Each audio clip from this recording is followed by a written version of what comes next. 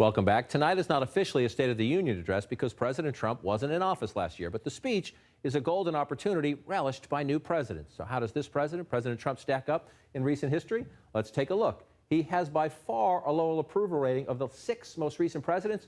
Ronald Reagan at 55%, George H.W. Bush 51%, Bill Clinton 51%, George W. Bush 62%, President Obama at 59% when he relished this opportunity in his first term, Donald Trump at 44%. So at a disadvantage when it comes to that. Here's one Trump advantage, though, going into tonight. Remember when President Obama started? Unemployment was 8.3%, heading up to 10%, a little higher. Donald Trump does start with a good economy. That's a good thing for a president. Another thing to think of, when the president talks tonight, his agenda, a lot of Democrats on the coast, this is the House map, don't like it. But when he talks about immigration, security, plays well in red America. That's very important to this president. Cater to the people who got him here. As we prepare for tonight's speech, let's take a little trip down memory lane. By the year 2000, almost 20% of our income will be in health care. Our families will never be secure, our businesses will never be strong, and our government will never again be fully solvent until we tackle the health care crisis. We must do it this year. I hope you'll join me in standing firmly on the side of the people. You see, the growing surplus exists because taxes are too high and government is charging more than it needs. The people of America have been overcharged, and on their behalf, I'm here asking for a refund.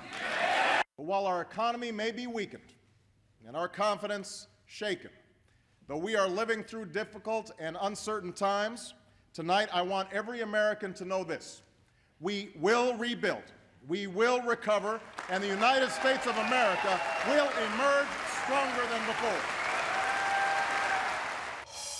It's interesting to go back. Some issues never leave us. Bill Clinton talking about health care as an urgent challenge, both from a budget perspective and from a societal perspective. But B, as you watch it, this is new presidents view this as an opportunity to sort of set the stage, set the terms of the debate. Yes, the inauguration speech gets a lot of play, but this is a big opportunity to talk more specifically. And so I guess back to the question, this president tonight, what's the challenge, the biggest challenge?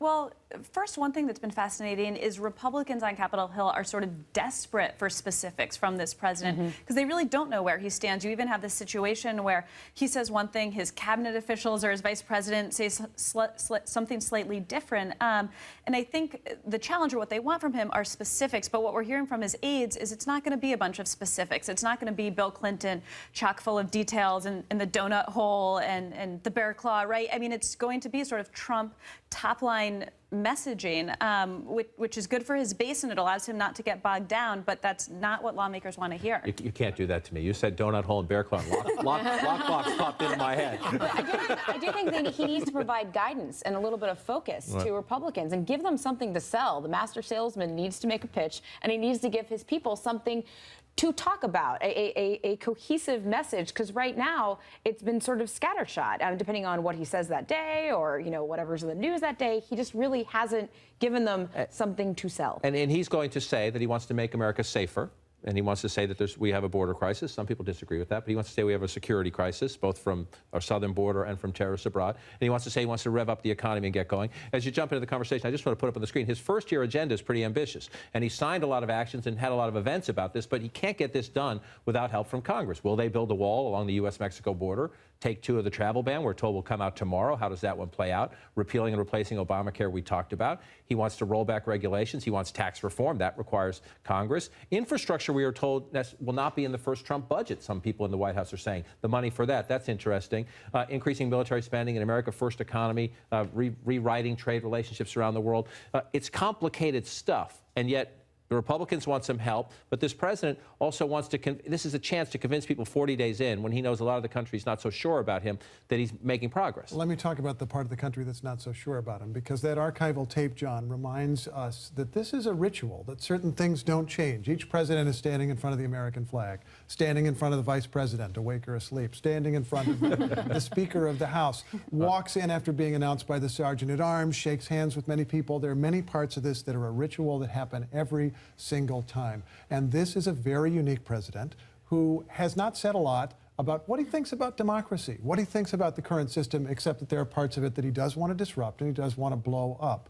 My colleague Ron Elving was pointing out recently that this is a moment when a president who may have come from outside the system, may get absorbed by the system, is accepted as part of the system. And so does he embrace that or push against it? That's the two choices that he faces in this particular ritual. And I think meeting the moment here, I mean, he still has a lot of supporters out there, without a doubt. And a lot of people want him to do well. A lot of people want disruption here. You know, the market is doing, you know, it's on fire. So there is still, he enters this evening, you know, with a ton of advantages. I think the question is, can he meet the moment of this moment? Is he the man for this moment? I think that we see all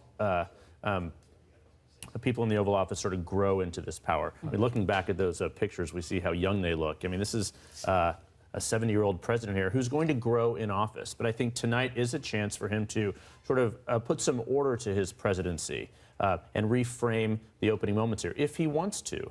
Or he can simply use it as a chance to fire up his base. We've been told again and again it's going to be optimistic. Uplifting. That's in the eye of the beholder, I think, as you said a couple days ago. And I wouldn't look it to be too sunny-sided. But I think the if he wants it part is very important, because a lot of people have been saying, when is he going to reach out to the Clinton supporters? When is he going to reach out to the skeptics in the country? When is he going to reach out to Democrats here in town?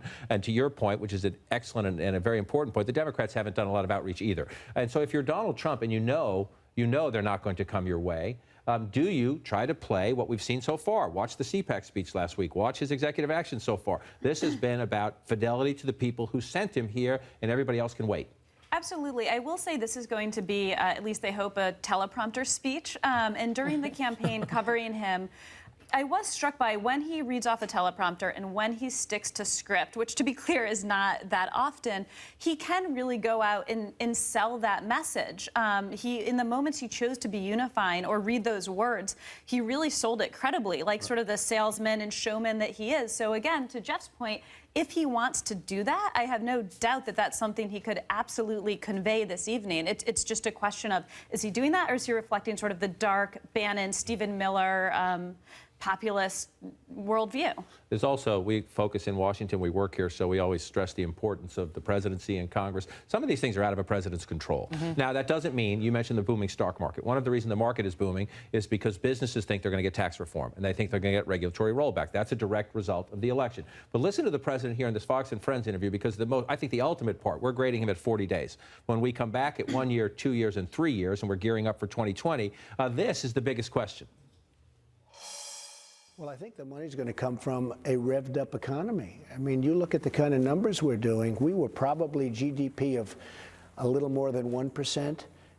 And if I can get that up to 3 or maybe more, we have a whole different ballgame. It's a whole different ballgame. And that's what we're looking to do. I mean, he's right. Go back to the Clinton years. It's a whole different ballgame in any number of ways. Number one, people out there are happy. Right. If their economy's revving, that means you probably have a job and your wages are going up. But in this town, that means more tax money's coming in. Even if they cut taxes, there's more coming in a booming economy, and that makes every decision easier. John McCain can get more for defense, and they don't cut the State Department as much, and you can still cut taxes. I mean, we're talking about all this maneuvering in Washington, but the central question for this presidency is, does that growth number come up? Without question. And I think also many House Republicans are looking for him to embrace tax reform. What specifically is that going to be? I'm told by 3 specific Republicans on the Hill on each side that they're expecting an earthquake tonight, in their words, in terms of tax reform, in terms of some big things. So will that be support for the border adjustment tax, which he's been on all sides of that issue, or will it not? That would make Speaker Ryan leap out of his chair and hug him, perhaps, but it might make Mitch McConnell sort of, upset. So I think that look what he says tonight about tax reform, because the market certainly will be. It's yet another family feud, the disagreements between the House leadership and some of their own Tea Party people, and then on the Senate side about the border adjustment tax, and see if the president can resolve some of these differences. And